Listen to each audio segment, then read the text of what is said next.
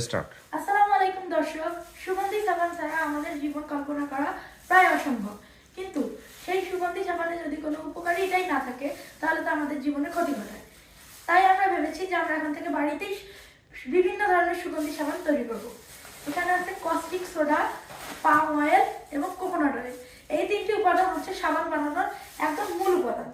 আর এখানে আছে stearic acid, যা সাবানকে শক্ত করতে সাহায্য করে।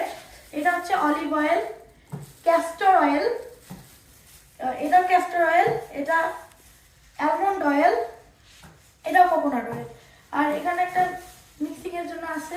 আর এটা হচ্ছে র্যাপিং পেপার, এটা একটা মিক্সিং এর।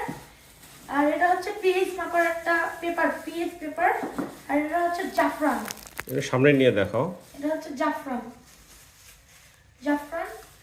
আর এটা হচ্ছে মিকা অরেঞ্জ কালার।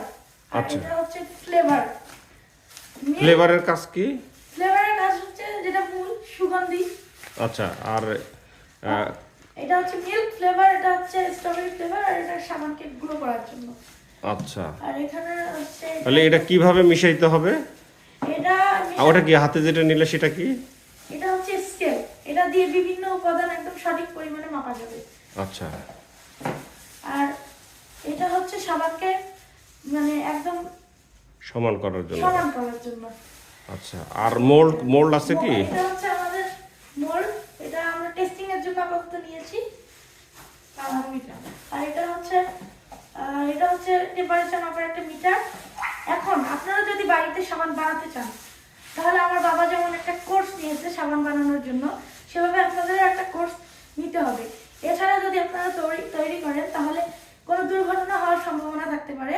এর জন্য সাবধানতা হলো যে সাবান বানানোর আগে এটার একটা কোর্স করে নেবেন, তাহলে আপনারা বুঝতে পারবেন কোন সাবানটিতে কোন জিনিস একদম মানে মেপে মেপে দেওয়া যাবে, মানে উপাদানগুলো একদম সমানভাবে দিয়ে অর্থাৎ পরিমাণ মতো দিয়ে সাবান তৈরি করা যাবে। ধন্যবাদ সবাইকে। আসসালামু আলাইকুম।